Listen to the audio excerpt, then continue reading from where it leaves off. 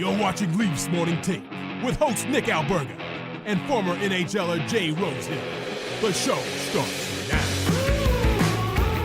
It is Friday, October 18th, the Friday edition of Leafs Morning Take. Nick Alberga and Jay Rosehill as the Leafs prepare for the New York Rangers on Saturday night. What's going on, Rosie? Not too much, dude. Yeah, looking forward to that one. It's seems like a quiet week for the old Maple Leafers this week. Yeah, just a two-game slate. I was actually looking ahead to the schedule next week. As you know, I do a lot of fantasy hockey work and stuff, and the Maple Leafs have 4 games next week, so you better buckle in next week, man.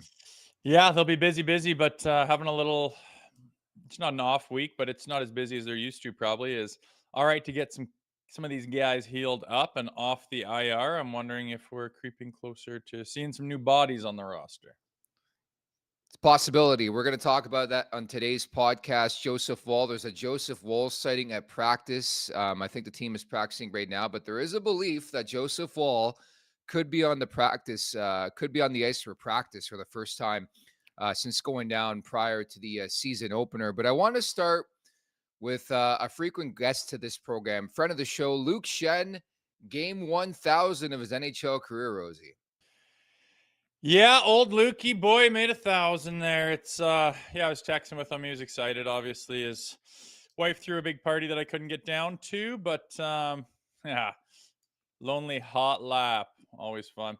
Yeah, Lukey. I mean, he walks into the league at 18 years old. Was the face of the Maple Leafs there for a couple of years, as they didn't really have a whole lot to be excited for, and he cracks it out of junior there. Pretty impressive. So he's been in the league a long time. There was a couple hiccups there, 2018, 2019, that era where, the league was changing. He wasn't sure where he fit. And, he bet on himself and went down and did the right work with the right people and got all the right trainers and worked on his foot speed and got himself back. And then just, it was like, well, could he have one more year? Could he get another shot somewhere just to finish off in the big league? And then he just cranks off another 5-6 years. Unbelievable resurgence from old Lukey boy. And, he's proved his value in that league, and 1,000 games is silver twiggy's quite the accomplishment. If Shenner writes a book one day, I think there could be a chapter dedicated to you. There's not many people that know this. Obviously, you have a really good relationship with Luke Shen, but you were a source of inspiration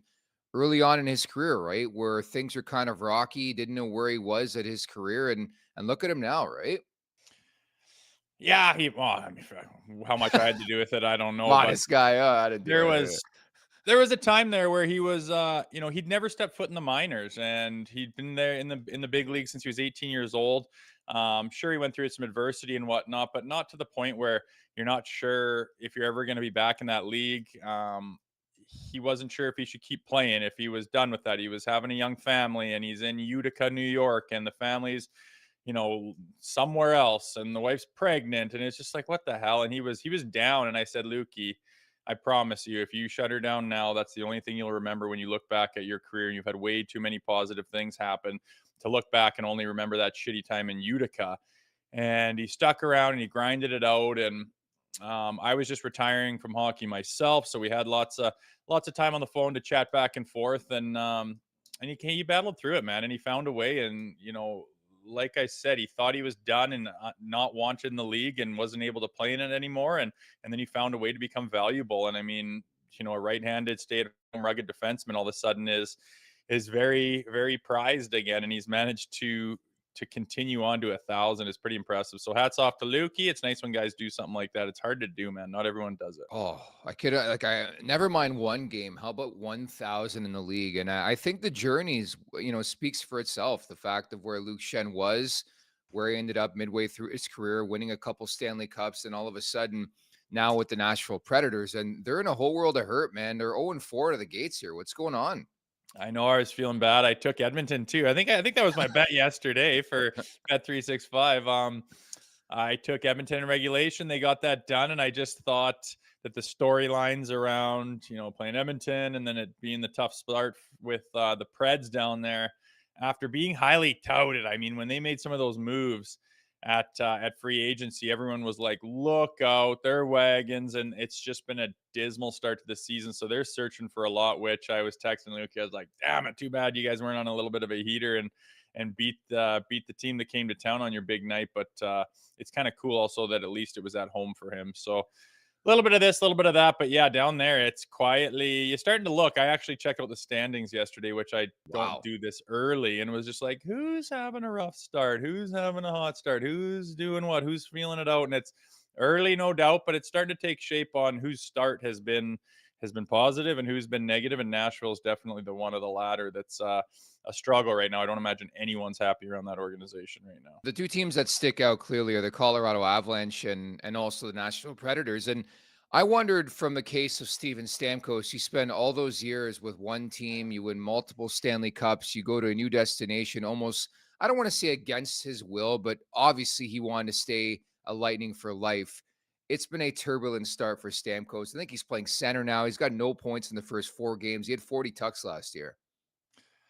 I know, not exactly what he was looking for with that. I imagine he's going to have that chip on his shoulder this year and wants to, kind of shove it up the Lightning's rear end and say, yeah, like that's, I still don't agree with that, man. And if a guy, usually you see a guy like that, like it's a franchise player, won you Stanley Cups.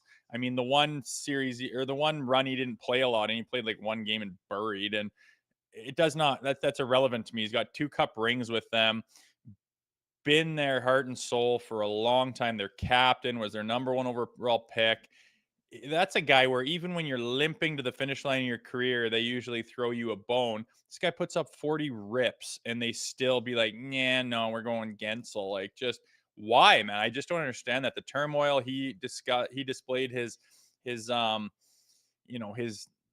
he wasn't thrilled with the fact that contract negotiations were completely not happening during a couple periods of free agency. So there's something going on behind the scenes, which I just couldn't believe happened. And you're kind of cheering for him to go put it up their ass with having a massive year, putting up 40 again, maybe going on a huge run and having the Lightning miss him a little bit. But so far that hasn't taken shape again. What a handful of games. There's lots of time for that storyline to be changed. I watched a lot of the Lightning game last night. They played the Vegas Golden Knights. We were on the over in that game. I know you hate the data from the past, but that's now 5 straight overs between Vegas and Tampa. So it again, and the Lightning scored 2 goals late to win that game and steal it, quite frankly, against Vegas. And every year we want to count out the Lightning. At least some people do. I never do. But they just have the same goods. Kucherov's off to a great start. Gensel's got 4 apples in 3 games. Braden Point. Hedman's Hedman. They got Vasilevsky. That team's going to be in contention again, Rosie. Yeah, it's funny to look at the standings and see, like, what's Boston going to do this year? What's the Lightning? Are they going to be more of a factor this year? And are any of those teams that are, up and comers, are they going to have a season to make a bit of a charge? And, with all that happening, where does that leave the Toronto Maple Leafs? So, I don't know. It's never too early to start thinking about that and wondering where are these teams at. And it's fun to get a look at, 5 games on the ice or, just about that. Where are these guys at? Who's clicking? Who's loving life right now? Who's on a little bit of a roll? Who's found something early? I don't think it's ever too early to just at least speculate and have some fun with it. But I am definitely interested in what this division is going to look like this year. It's always funny to have these types of conversations early on in the season. Speaking of which, I'm not sure if you caught this, but according to Nick Kyprios from his recent piece in the Toronto Star, the Leafs are reportedly already interested in extending Steven Lorentz's contract at some point in the new year. Why does this always happen with players who come to Toronto? They play like 5 good games, taking nothing away from Lorentz. All of a sudden, extension. Let's do it right now. I mean, all that tells me is they really like what they see and they think his stock is only going to go up and they're going to try to lock him down early. Otherwise, it's like, what's the rush? You've got him right now. Like, why him? Why now? Why, he's done good things. He's kind of hot in the city right now. Why not let him kind of like, relax a little? Like, they must think that his ceiling is only going to get higher and he's only going to continue to contribute and he's only going to continue to be, a force on this roster. Because otherwise, what would be the hurry? What would be the rush of everything that's going on right now? Why would you sit down at the table with the big boys and go, we got to extend Lorentz? Like, I don't really get it. I don't see a reason unless they're like, this guy, we love everything we see about it. And that includes the personality, the camaraderie, the locker room stuff, the team first stuff, the way he gels with the boys, the way he gets along with the coaching staff, his work ethic, what he does behind the scenes. Like, that's all the stuff we don't get to see. if they're trying to extend him right now, I think that stuff might be through the roof, which go ahead and lock him up for all I care. If that's the stuff that you see that you're so emphatic about, you need to have him on the docket right now and extend him at this odd time and the third week of October. Hell, you must be thinking good things about the guy. So that's all I can think. Otherwise, it was kind of a head scratcher. Like, yeah, he's done great, but why would that be on the docket right now? So good for him, man. It's you're sitting there coming in on PTO, correct? And you make a team and make a splash, and it's your hometown team, what you've always dreamed of. And now the next step is we're going to lock you up even longer is probably an awesome feeling for that kid. It's just weird to me, again, we're 4 games into the season. It's October 18th. He's not even eligible to sign an extension until January 1st, and this conversation is already taking place in mid-October. Having said that, there's a prime example on this roster of everything you just said. Bobby McMahon, like, obviously it raised some eyebrows when he signs that extension, but look at his start, and he's exceeded things. And maybe that's the ideology behind trying to get ahead of things here with Steven Lorentz. Yeah, I mean, I don't think it's easy to be a GM. You gotta predict, man. It's like betting, right? Like who's gonna be good next year? Like who the hell knows? But you got to take the information that you have and gather all those things that I talked about, those intangibles that don't show up on the score sheet, and then look at the guy's play and where you think he's headed and what you think you can do to help develop him, and then make a bet on the guy. And sometimes you hit home runs, and sometimes you swing and miss, but I think that they see the writing on the wall. They did see the writing on the wall with Bobby McMahon as his ceiling is high and he's going to keep getting better and he's going to contribute. And so far this actual regular season, he got scratched to start off. He didn't have the most sterling camp in the world. Berube said he was just kind of so, and he knew he had more to give. And that's a prime example of a guy that things didn't go perfect for him, but he waited for an opportunity. And once he got it, he seized it. And man, he had a hell of a good game. He's on the radar. He's in the lineup. I don't think he's going to be going anywhere for a little while, but things ebb and flow. And right now they're flowing for him. And he's looking like he fits well and that contract is warranted. It is. And certainly I think Dave in the chat makes a really good point. There's been a lot of turnover with the fourth line. Like, think about all the different fourth liners, Rosie, there's been in the last 3 years alone with this team. And if you find somebody you like at a decent price, I understand it. Yeah, it's kind of a volatile position. Like it used to be pretty cut and dry on what that line was and what the role was, and you had your guys that were better than the rest at accomplishing that. And now it's a little bit more of strategy. Like, do we go with some speed? Do we go with toughness? Do we go with an energy line? Do we go with super defensive players? Do we go with guys that can put the puck in the net as well and kind of load up on offense? And there's a few different ways you can go about it for sure. You can have a guy like Revo who's in, and how often does he play? And who do you substitute him for? So different schools of thought on the fourth line these days. And I mean, like you said, 4 games in, I don't think it's that odd that they're trying different things and trying to find a formula and looking for that chemistry. And I think they'll continue to do that as that role can be a lot of different things. I think they'll plug guys in there and see what shakes out, but not really surprising to me that they have a lot of turnout. But I think as the season progresses, I would love to find, barring injuries and whatnot, them to have just kind of a rock solid lineup with, the addition of maybe one guy on that fourth line coming in and out, depending on what type of team you're playing. Other than that, I kind of long for some security and for some normal consistency throughout the roster. As we haven't had very much of that over the last few years. It's very true. Looking forward to today's guest from Hockey Night in Canada and Sportsnet color analyst Craig Simpson's going to drop by in about 15 here. I know that'll be cool. Those voices again, to hear them at the beginning of the season, they were a welcome sound. And you know what's going on when you hear those boys. Him and Cuthbert are solid at it. And a lot of teams, especially in the States, obviously, but they're day-to-day guys, and their home announcers and play-by-play and color guys are just kind of like not ideal. And how brutal would it be to have a hometown guy that you got to listen to 40 plus games and then some on the road where you don't love them? And we're pretty lucky that we've had some real nice voices and quality media guys behind the scenes of the of the home games here recently, and we'll get to pick his brain about what he thinks about this Maple Leafs roster so far.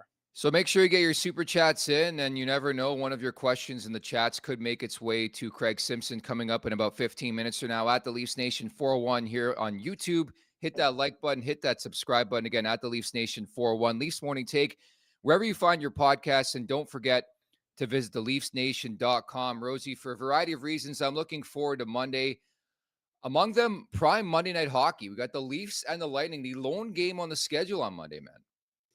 Leafs and Lightning are on Monday, hey?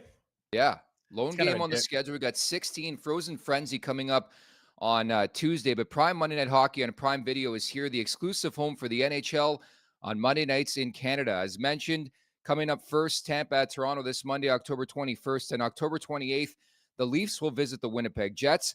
Fans can watch prime Monday night hockey on Prime Video at no added cost through their membership. Just check out the sports section when you're inside the app. Fans that currently don't have a Prime membership can sign up for a 30-day free trial. Additionally, students are able to sign up for a 6-month free trial at amazon.ca/Amazon Prime. Prime Monday Night Hockey, it's on Monday. It's on Prime. And looking forward to that one against Tampa. Also looking forward to this game against the New York Rangers. But lots happening at practice right now, Rosie. Joseph Woll on the ice for Pracky. How about that? Holy, sound the alarms. Sound the alarms. That's good, I guess. Why wouldn't he be? I don't really know where or when he got hurt or why. What was he out? Is it 2 weeks? He's been out for 2 weeks. I don't know. I hope this doesn't become a theme, man, because it's it's not a good start considering that's the one big, like, there's a couple guys that were signed this summer that everyone's like, oh, injuries, and it's like, wait and see, buddy. You don't know. You can't predict the future. And then anyone who said that about Wall was bang on and crossing their arms saying, I told you so, because he didn't make it to puck drop of opening night. But I don't know. I'm thrilled that Stolarz has been able to do what he's done. Hildeby even came in and looked sharp. Their depth looks awesome, but unless Stolarz really becomes, takes this leap and becomes this stud, which I think he's capable of. I think more stock is probably in Joseph Woll, but you got to show us something here, buddy. You got to get in the net. You got to stay healthy for a while. You got to get a string of. You just can't look so fragile, and so far that's what he looks like. And I have trouble getting real excited of him going on a tear, which he has the ability to do. But until you can stay healthy for a while here, I can't put a whole lot of stock into it. It's frustrating. I'm sure no one's more frustrated than Joseph Woll himself. But, the fact we're getting excited for Game 5 that he's participating in a practice, I'm sorry, that's not a good place to be. Yeah, I was actually going to throw a party tonight in my condo party room for that. Who are you inviting? Nobody, just myself, and I'm going to celebrate in full quiet. But yeah, you're right. Personally, I think he's lost his starting job already. Like, once Wall's ready to return, I think he's got to earn that playing time back. Like, Anthony Stolarz deserves the net right now, no? Well, I don't think there is. Everyone has to put a label on it. Who's the starter? We love controversies. We love goalie controversies. I know, but I don't care. Like, whoever's starting that night is starting, and you're going to start them based on different principles. Like, how much rest does Stoli need? You want to keep this rhythm that he's in and have him feel comfortable. But on the other hand, you want to play Woll. You want to ease him in. How fresh is he? How game speed is he? How sore is he after, a game? That's going to dictate what he plays. It's not like the guys are sitting back and saying, well, there's a number one and he's going to play and you lost that, Joseph Woll. That's not how it works, man. What's best for the team and for the goalies tonight. And then 2 days from now, let's reassess now based on the information on 2 nights ago. Who do you think's the best goalie for today? That's just how it works. It's not a number one and number two. And I don't think Stoli stole anything. He just, if you have stock and trust in a goaltender, Stoli's went considerably higher than it started because he's produced and performed with what he's been given. Woll is yet to be seen, and he's got the caveat of he's, fragile and frail, and we can't rush him or overuse him right now and risk another setback. So that's all it is. If they play Woll, great. Get him in there. Hopefully he feels well. Assess the situation after the game and see where he sits. But I just don't like this official narrative of we have to put a title on them. I'm curious to see the way they deploy their goalies in the next week. So Wall's back at practice. That's the latest. They play tomorrow, obviously. Then they play Monday at home to Tampa, as mentioned on Prime. And then Tuesday in Columbus, where I think that would be a perfect spot for Hill to be. Then Thursday at home to St. Louis, then on the road in Boston on Saturday night. I would just take a wait and see approach here with Woll, and I want to see Hill to be again, quite frankly. So if Woll's healthy and he's ready to get in the rotation, where do you think Hildeby would slide in there? No, I'm just saying, like, I want to see Hill to be Tuesday night. They have a back-to-back. They got the Monday game against Tampa where you think Stolars will play, and then Hill to be on the back-to-back is the way I would do it. Woll, Stolar. What if Woll wants to go another one on Tuesday after playing on No, I'm Saturday? saying Stolars. I want Stolars Monday, Hill to be Tuesday. I would take my time. I wouldn't, maybe next Thursday, I would say Wool. Ha, gotcha. Yeah, just because he's back. I mean, I don't know what level he's back. Is he back in? I don't know. In my day, when you got back to practice, you're ready to play. Like, I'm Yeah. healthy. I'm ready to play. Not okay. Now I'm just gonna practice slowly for a week now, and I'm gonna take another week off. I don't know. It depends what the problem is, man. We don't even know what the injury is. Lower body tightness. Like, that's bullshit too. Like, lower body tightness for 3 weeks. Usually you can heal a broken bone in 3 weeks. It's just, you never know what's going on. So we try to analyze, and we don't have the information. I don't know what's going on with Joseph Woll. When he's ready, let me know, is kind of my attitude right now. Not to get sour, but it's just like, it's just, I don't know what's going on. I just don't know what's going on. And it makes you wonder, like, I guess they're being patient and taking their time, right? That's got to be the MO, and not wanting to have a setback. But it's, again, I can't imagine anyone's more frustrated than Joseph Woll. No, to defend you, I mean, I think there's a bit of fatigue within Leafs Nation. We've experienced this a lot over the last decade, namely with Matt Murray, where it's like every game you had no clue if this guy was showing up. You wish Woll the best. You wish he can stay in there. He's supremely talented. Just at this point in his career, he's been unable to stay healthy, and that's going to be the big thing. Like, I wonder if this is going to be a storyline that lingers all season, Woll in and out of that lineup. Because if it is, then they got some big time questions to answer. But I'm really pushing for the guys. You guys all know we've had him on this podcast. Big fan of him. Love his demeanor. Love how stoic he is. Like, I think he's perfect for that Toronto Maple Leafs crease. Just If health you is a and if you look at, watch Face Off on Prime, right? And I just watched the one with Swayman, and you get into that rhythm, and you see him like focusing before the game, and he talked about being in the flow state, and just to be able to just get in there and bloody cook. And there is no better example of being able to do that than goaltenders when they get hot. And they're just like, you don't talk to them, you don't touch them. They have their weird routines, and they are hyper focused, and they are in the bloody zone. And I want to see Joseph Woll be able to get into that zone. I want to see what he can do with being the number one guy for 20 games straight. Like, what does that look like? How good is this guy? We still don't know. We've never gotten the opportunity to see this guy cook, because he always, and it hasn't been a huge sample size, but it's been good enough to start to be like, man, like, I feel for this guy. And we don't know what we have yet. He doesn't know what he has.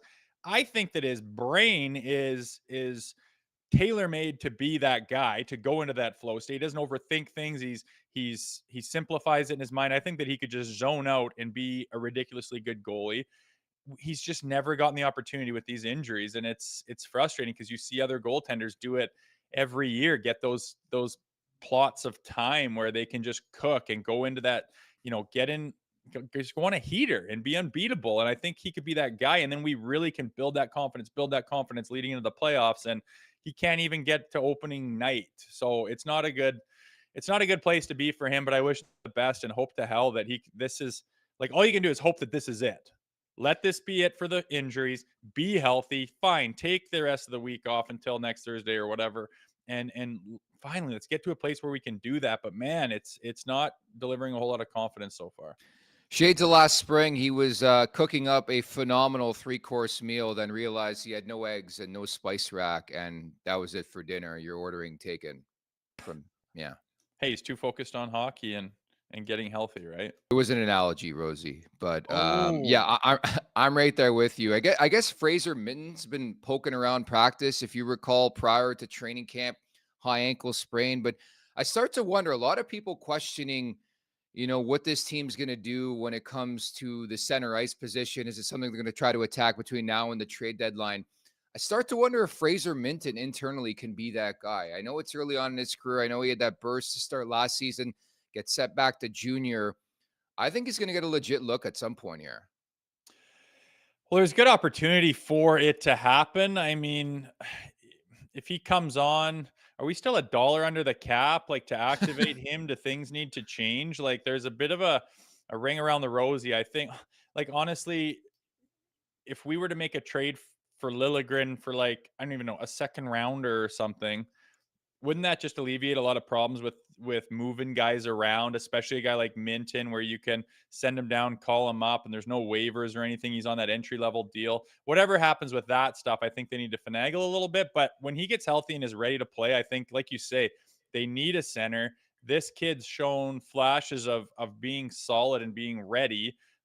Unfortunate that he got hurt in the prospect tournament. He wasn't really able to, be the guy in camp, be the guy in preseason.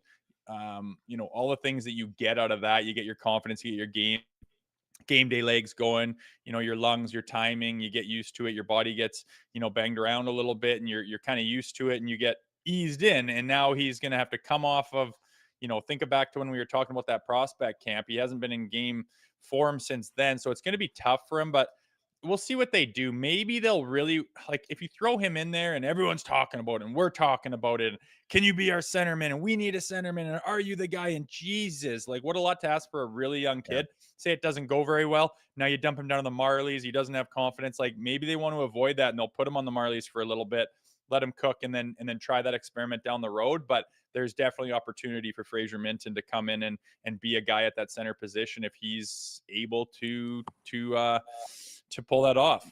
Firstly, I don't care what you do in your spare time, but if you think the Leafs are getting a second round pick for Timothy Liljegren, you are crazy, my man. No shot in hell, Rosie. Okay. What do you think the guy's worth? I mean, honestly, with the contract that he has, and it's a chunk of cap space for a guy that's it's going to be tough to get someone just to take that off your hands. So we'll see what happens. I'm sure Tree Living's cooking behind the scenes, though. I'm sure as well. If you run a restaurant, you're too busy for this ad, you're thinking about how to get more orders flowing and new locations opening. You need to get more customers and keep them coming back. So really, you're already thinking about Square, because Square Restaurant Tech helps more than 400,000 restaurants do all these things and more. So when you're thinking about your restaurant, think bigger and think Square. Go to square.ca to see why Square is big in restaurants. As we bring in today's guest from Hockey Night in Canada and Sportsnet, it is Craig Simpson. What's going on, Simmer? Just another day in paradise, about the 12th day in a row at a hotel room. So life on the road, eh? Yeah, I got to love it, huh? Yeah. Hang in there. You're doing a great job so far. Looking forward to the Leafs and Rangers coming up on Saturday. We're just talking about Fraser Minton and Timothy Liljegren. Do you think something has to give trade-wise to free up some cap space here, Simmer? Well, yeah, as the team gets a little bit healthier, there's going to be issues. Janmark's coming back as well, and Yarncroke, rather. I mean, so I think for Brad Treliving, lots of juggling, as every GM does going into training camp and then the start of a season. But I don't think there's any question that something's probably going to have to be done. And if you've read the tea leaves, I just heard you guys talking about Liljegren. I mean, he's obviously one that has a number that is something that if you could get $3 million off the books, obviously I think it would be a little bit more comfortable. But as you guys were just saying, a lot easier said than done. And inevitably, sometimes you have to make that kind of deal. And then all of a sudden, if 2 or 3 guys get hurt, you're going, oh my gosh, now we're in jackpot, right? The value of having extra defense around and guys who can fill in is really important, but I don't know how they do it if they don't move a contract at this point. What do you think of Nick Robertson's stock right now? I mean, came out and had a great preseason, and his knock has been consistency, and since that preseason, since opening night, haven't really noticed him too much. What do you think you do with a guy like that who has so much potential but has trouble being consistent with it? Yeah, that's the word, right? The potential doesn't really get you a whole lot of value yet. I think anybody who would be looking at Nick is, I don't think going to be throwing a lot of assets your way. And I think that the challenge for him, I mentioned it on another show. He's the type of guy that's learning on the fly, how to be reliable. And as a young player in the league, you've got to show the coach that he can trust you in key situations, that you understand, the game at this level. And it's not just about even being productive. I don't think they're all worried that he hasn't scored or in that regard. It's, can you contribute on a nightly basis? Can you turn some pucks over and get offense going? Can you be reliable in your own zone? And I think that's where his consistency is sort of dropped off at different times. I think the effort is there and the try is there. I just don't think the execution has quite got there yet. So another team looking at him is, I think, saying, okay, maybe there is some potential offensively. You can tell when he gets a good scoring chance in all alone, he's got that one-shot ability to beat a goaltender. The problem is it doesn't happen on a regular basis, right? There's so many times you see him skating hard, but you don't see a whole lot of execution out of it. So there's one that I think you probably, he's maybe a part of a bigger deal at some point as opposed to the one guy. And I don't think you get enough value back for him because you still have to hope at this stage, it all starts clicking together and he can, like he did even last year, he can get on a little roll at a time and be productive offensively. But, I actually would have thought maybe 4 games in that you would have seen a little bit more of that on a nightly basis where you see, oh yeah, he really contributed. He created chances, and there's often games where you just don't see that yet. Simmer, we're trying our best to temper expectations. We're 4 games into this season, but man, Bob McMahon's on pace for 81 goals this year. Yeah. 2 the other night. What's the ceiling look like in your opinion? Like, what's your read on Bob McMahon? Because I think he's so fascinating for a variety of reasons, among them where he came from, but even to start the season as a healthy scratch, now he's on line too.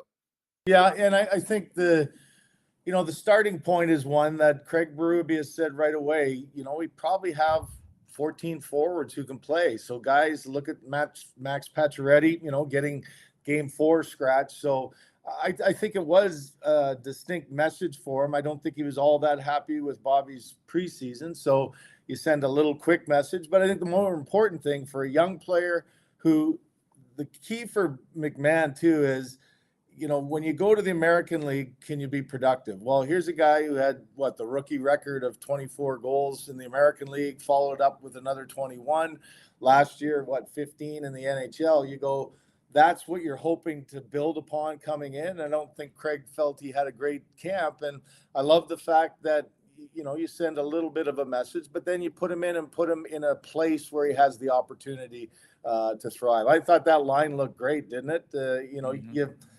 You look at Domi in the middle, you can talk a lot about that. But when you've got Nylander on one side that can make the plays, that allows Bobby to do what he does well. When he gets skating downhill, he's a handful, right? He's got deceptive speed. He's got big size. And I think he's got some hands that when they calm down and you have confidence like he must right now, I think the upside is easily in that 20-25 goal range. And it depends, I think getting a start like that allows a younger guy to believe in himself a little bit, and we'll see if he stays on that line. But if he does, I'm looking at that as a player going, hey man, this is my opportunity. Like, this is your chance to be a regular player and maybe even a top 6 player on a really good team. So I think he also is smart enough to understand the opportunity that he has here in front of him. Mm-hmm. You mentioned Craig Berube. Obviously, he's tried wanting to get his fingerprints on this team. Small sample size, but you training camp, preseason, and now a handful of games. You see this team a lot. Do you notice some different characteristics going on that you haven't seen in the past? Yeah, to me, and I'm not saying this to even look backwards, but it's a little bit more businesslike. Like, Craig is this is how it's going to be, and this is what I expect you to play. If you're not going to do that, you're going to have a problem. What do you say at the beginning? You got 2 things you can control: your work ethic and your compete level. And if one of those 2 things isn't happening, you're going to have a problem. And I think you see that in the early returns with this team. And I go back to the timeout in a 5-2 game. I'm not sure other guys would have necessarily done that. It's like anything as a coach. You can't blow up on your team every game. Every time you blow up on your team, it's less effective the next time, right? So you got to space it out. You got to pick and choose your spots. You can't do it on an everyday basis. But that was another early lesson for this group that, it's not okay to be playing sloppy. It's not okay to be playing soft. It's not okay to put your foot off the gas pedal. And I thought that moment was probably the best example of just the early difference of how Craig runs his team and runs his bench than maybe you've seen in the past.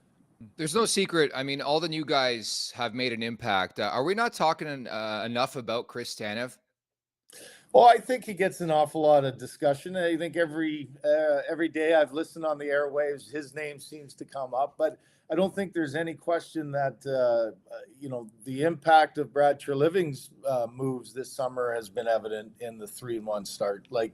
I think not only Tanev, Tanev is the reason why you're probably saying that is that's kind of the way he is. I mean, he's in your lineup to not be noticed other than being calm and being reliable and being solid defensively. And I think that's what makes him such a valuable asset. It'll allow, I think, Morgan Rielly to be a better Morgan Rielly too.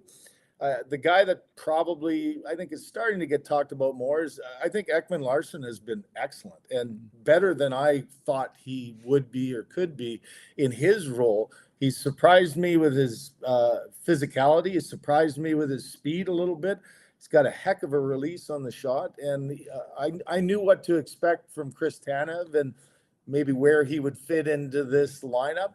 But I think Ekman Larsson has just doubled down on that and makes Jake McCabe a better defender as well. And so those two pairs have really solidified things. And on behind them, I think Anthony Stolar has been the best goaltender from day one of training camp. And to me, that's, you look at the value now with Joseph Woll still out, but to me, maybe that's the biggest deal that Brad Treliving did in the offseason. I mean, Stolarz looks like a goalie, and he looks like a guy that if I'm in that dressing room, I'm starting to have confidence, and I'm starting to believe that, man, our guy's good. Our guy, we just got to clear some bodies out in front. He looks like he's in control of the game. He looks like he's calm around the game, and the value of that, guys. You start getting that belief in the guy behind you that, if I make a mistake, he's going to get the save. That's a powerful thing for a team. And I don't think you've really seen that